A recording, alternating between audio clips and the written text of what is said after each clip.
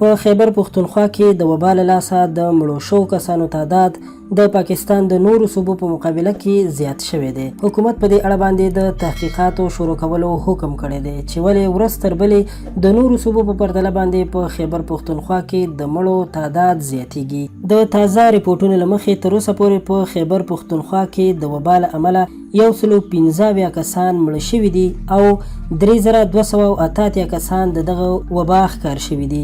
خبریال محمود جان بابر ډیوه رادیو ته ویلي دي چې په خیبر پښتونخوا کې د مړینو تعداد د نورو صوبو په پرتله زیات دی او دلته د صحت په اړه کارکردګي د نورو صوبو نه وروسته ده.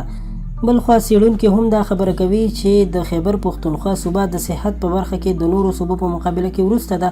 صوبایي حکومت وایي چې موږ هره ورځ د 1000 کسانو د وبا معاینات کوو او دا هم مخې ته راغلي ده چې د زیاتره کسانو ټیسټونه مثبت راځي. د یادولو وړ ده چې په خیبر پښتونخوا کې د وبا له امله کاروبارونه بیخي خراب شوي دي ځکه چې په ټوله صوبه کې لاکډاون اعلان شوی دی، خو بیا هم ځینو کاروباریانو ته د کاروبار کولو اجازه ورکړل شوې ده، خو زیاتره هغه کاروباریان چې لوی بزنس لري هغوی ته تر اوسه هم اجازه نه ورکول کیږي چې خپل کاروبار بیرته شروع کړي. له همدغه وجې نه د خلکو په کاروبارونو باندې ډیر لوی اثر پریوتی دی.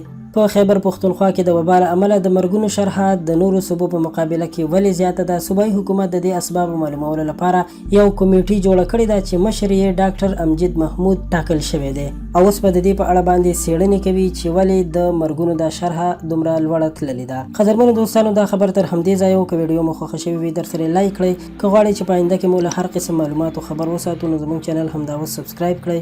ورسره خوا کې د بیل نشان هم وهئ چې په آینده کې مو له هر قسم معلوماتو خبر وساتو. ډیره مننه.